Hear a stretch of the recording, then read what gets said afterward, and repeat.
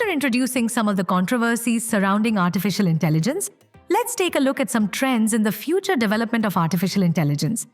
We will introduce the technological development trends of artificial intelligence from the dimensions of framework, algorithms, computing power, data, and scenarios. First, let's take a look at some development frameworks related to deep learning. The framework is evolving towards our applications and the direction of versatility. In other words, providing interfaces with higher-level encapsulated APIs, continuously lowering the threshold of development for our artificial intelligence applications. It will see some mainstream deep learning development frameworks here. At the same time, we will see TensorFlow 2.0 here. It was in 2019 when we officially released our TensorFlow 2.0 version. In this version, Keras is integrated as its high-level API interface that greatly enhanced the applicability of my deep learning framework. From this graph, we can also intuitively see PyTorch, more popular in the academic community. So, TensorFlow is highly recognized in our industry due to its portability. It has relatively significant advantages. For those of us who are more inclined towards performance optimization algorithms, in the field of computer vision, we will see generative adversarial networks called GANs. It is now possible to generate high-quality images that are indistinguishable to the human eye, can achieve such a level of lifelikeness that it is hard to distinguish between real and fake. Some algorithms related to the Tianyan star on our other computer vision-related application tasks has been demonstrated, such as our speech segmentation, facial recognition, video synthesis, unsupervised clustering, and so on. In the field of natural language processing, based on the transformer architecture, some of its domain training models have made significant breakthroughs. These relevant models, such as BERT, GPT, XLNet, start to be widely used in our industrial scenarios. The multi-head attention of transformer, multiple different kernels similar to CNN, it can extract rich contextual features. However, the kernel of CNN can only handle local contextual features. The mechanism of attention in transformer can handle long-distance contextual features. Compared to the architecture of RNN that we know, transformer can use attention mechanism to connect. Further address the issue of timing in our RNN network, the vanishing gradient problem. Enabling this transformer, it can handle features of longer contexts. In the field of reinforcement learning, this alpha star developed by the DeepMind team, it is in our game scene, can defeat top human players, achieve a level that rivals human competitors. For our deep learning model, relatively speaking in the industrial sector, we expect this model to be smaller in size. In other words, this has a trend towards a deep learning model direction. Hope it can compress models while ensuring the performance of the model, to compress the volume of our model, to adapt to the deployment in our edge and end devices. Here, list some methods. It is to employ some technical means related to our model compression. Another aspect is the development trend of our computing power. So we know it's based on this cloud-based edge device. And among these mobile mid-range devices, our demand for artificial intelligence chips, it is also constantly rising. With the increasing demand, the scale of production related to our artificial intelligence continuously increasing to solve the issues we have on edge AI devices, especially the issue of computing power demand on the mobile mid-end.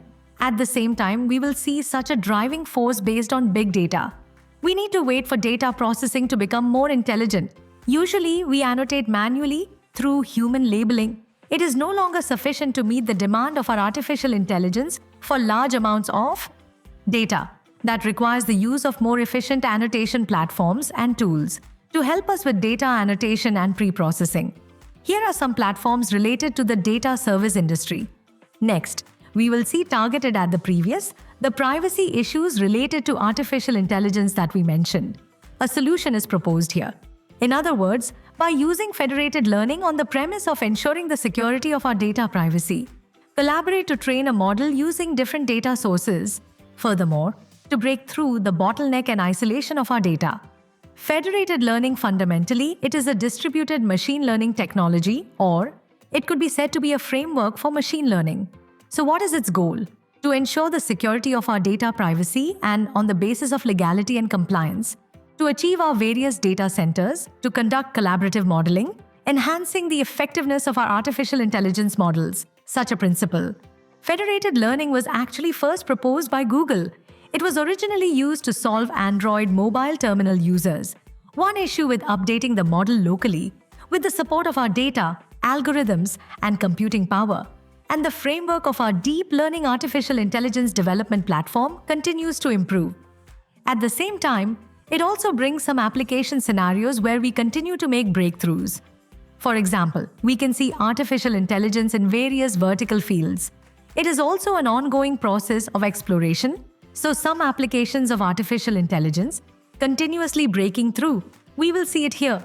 It will also bring us some new application scenarios.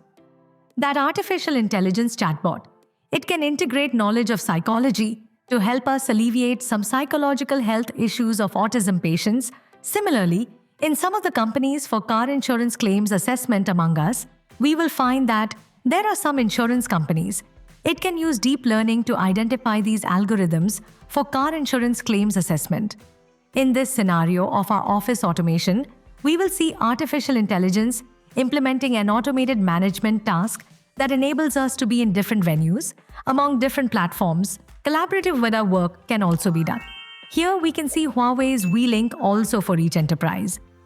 It provides such an intelligent working platform, helping each enterprise to achieve better, a more efficient team collaboration. This chapter here concludes the overview of artificial intelligence. Firstly, we introduce some definitions related to artificial intelligence, its development history. Next, describing the technical and application fields of artificial intelligence. Meanwhile, regarding our Huawei's artificial intelligence development strategy, made a brief introduction. Finally, we discuss some controversial topics related to artificial intelligence, as well as looking forward to the development trends of artificial intelligence. So here we are. You can come and take a look at the reflection question. First question, which of the following belong to the application areas of artificial intelligence? In this section on artificial intelligence applications that we covered earlier, introduce smart home, smart healthcare, smart city, intelligent education. It is also one of our AI application areas. So for this question, just choose ABCD. The second one, it is used to evaluate our HCII AI in all scenarios. It includes public cloud, private cloud, various edge computing, internet industry terminals, as well as the deployment environment of multiple edge devices, such as consumer terminals, etc. So this sentence is correct. In this all scenario solution, I also specifically explain this sentence to everyone. In this lesson, other websites with more expanded information, everyone can refer to the information on our website for consultation. In that chapter, this is the end. Thank you, everyone.